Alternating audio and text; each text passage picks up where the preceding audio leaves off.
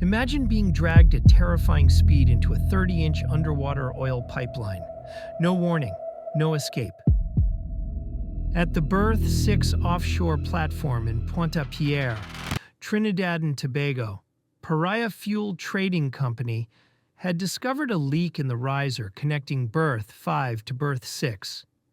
To prevent pollution, a temporary patch was applied, but it was only a stopgap measure. 5 companies bid, but LMCS won the contract, partly because they were the only one to submit all required documents, and partly because they had an edge. In June 2020, they had performed nearly identical work on the opposite riser of the same pipeline. The key difference this time? The client demanded the line be completely drained of hydrocarbons with 0 spills.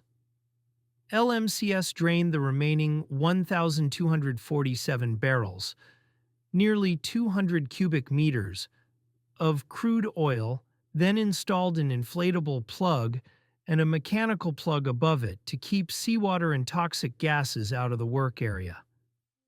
Early that morning, the team held their mandatory safety meeting. Strangely, Santina and fatally, one deadly risk was never mentioned. Delta P, differential pressure. To achieve the required quality, they installed an 8-foot hyperbaric habitat over the riser. Air in, water out, a dry workspace under the sea. Everything looked perfect. The official procedure was clear. Attach the riser extension first, then remove the plug from outside the habitat.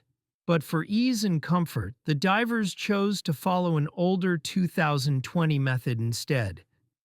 Deflating and removing the inflatable plug from inside the dry habitat before the extension was connected. It seemed faster. It was a death sentence. The valve was loosened.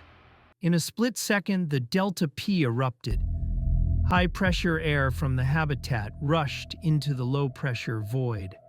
Rishi, Faisal, Yusuf, Kazim, and Christopher, along with tools and tanks, were sucked violently into the 30-inch pipe. The habitat flooded instantly. Their safe haven became a tomb. Then silence. By Boyle's law, they had been propelled roughly 700 feet from Berth 6. All were gravely injured. Christopher, broken foot and arm. Kazim, shattered tibia and fibula bleeding heavily. Yusuf, crushed hand and foot, dislocated hip. Faisal, punctured lung, fractured skull, brain hemorrhage. Rishi, severe head trauma. Yet miraculously, they landed in a pocket of trapped air. They could breathe. All 5 voices answered when they called out. They were alive. In pitch blackness, coated in crude oil, lungs burning, bones broken, they found 2 scuba tanks, nowhere near enough. Water was rising. Christopher, the least injured, scouted ahead. The next section was completely flooded. Christopher knew the truth. He realized the harsh truth. In that pitch-black, slippery tube, 5 injured men moving, as one would only lead to chaos and certain death. Someone had to go alone. Through tears, he promised his teammates, "I'll get help. I'll come back." They let him go. Oxygen nearly gone, he found another tank. No mouthpiece. Desperate, he pressed it straight to his lips and breathed the oily air. The thought of his trapped teammates and the promise he made kept him moving. After more than 2.5 hours inside the pipe, Christopher reached the Berth 6 riser. 2 rescue divers helped him out. He dropped his second tank and immediately asked, "Do I have any decompression stops?" He knew his body was saturated with nitrogen. A rapid ascent could kill him too. Christopher's first words to the surface team, "They're alive, there are air pockets, you can still save them. Now." For the next 48 hours, faint banging echoed from inside the pipeline. They were signaling. They knew someone was listening.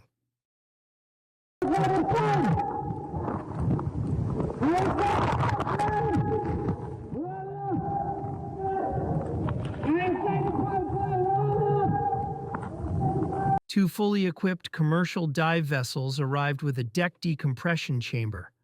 But Paria and the Incident Command team imposed a total ban on sending divers back in. Reason given: fear of another Delta P. They wanted to inspect with ROVs first. Time bled away. At exactly 8:45 p.m., 360 minutes after the accident, the four trapped men reached the absolute limit of the 55-foot decompression table. From that moment on, no safe decompression procedure existed. Any rescue now carried near certain risk of fatal decompression sickness. The bends. The small chamber on site? Not even fully operational. Hours later, a blind flange was removed from the habitat. Pressure inside the pipeline dropped slightly, and any future in-habitat decompression became impossible. Just before midnight, a camera reached only 88 feet horizontally, blocked by Christopher's dropped tank. The blind flange at berth 5 was removed. No one appeared to understand what this would do. In minutes, the entire pipeline equalized to atmospheric pressure. After 14 hours of saturation, this uncontrolled, rapid decompression turned the nitrogen in their bodies into bubbles. Their fate was sealed. The operation was officially changed from rescue to body recovery. The pipeline was flooded and pressurized from berth 5. First tank: Kazim, Yusuf, Fizal. Rishi was still missing. 6 days later, a pipeline pig was launched. The deflated plug emerged, then Kazim's GoPro, 30 minutes of heartbreaking footage, and finally, Rishi, recovery complete. Trinidad and Tobago was shattered. Public fury forced a commission of inquiry. The 2023 report called Paria's actions gross negligence, potentially criminal. Charges were laid in September 2024 against Paria and LMCS executives. As of December 2025, the trial is still ongoing, with hearings continuing into 2026. The families still fight for full justice. 4 men went to work on an ordinary Friday morning and never came home. They survived the impossible, only to die waiting for help that was debated, delayed, and ultimately denied. Their story forces us to ask one haunting question: when profit, procedure, and fear of liability stand against human life, who decides whose life is worth risking? Rest in peace, Kazim Ali Jr., Yusuf Henry, Faisal Kurban, and Rishi Nagasar. And to Christopher Boudram, thank you for carrying their story. If this movie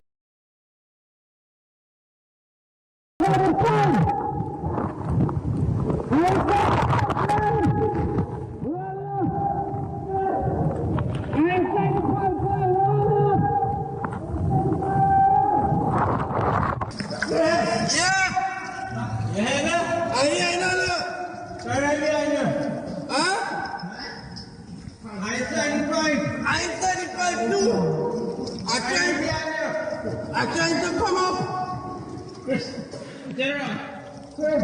Yeah. Right behind you, man. All right behind you? You're right behind me? Yeah. You don't know when you're trying to come up? It's not going up. Who making all that noise? Come on, all I mean, let's figure it out. We gotta go. We gotta start moving.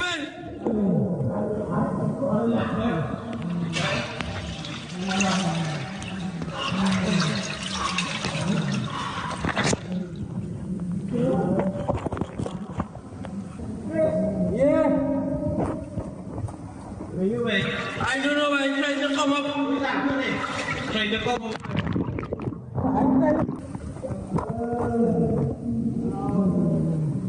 But don't worry, all is good. All is good, I'm gonna get with you this. I'm trying to come out. Huh?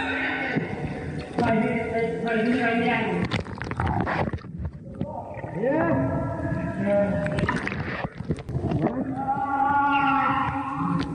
Who is that more than this? Yusuf? Oh, Yusuf? How long you have to walk before you meet Faizi? You and Faizi was together all the time? Right now, we are fighting. Right now. Who else with you? We are fighting alone. Cars with you? Right there. Right there where?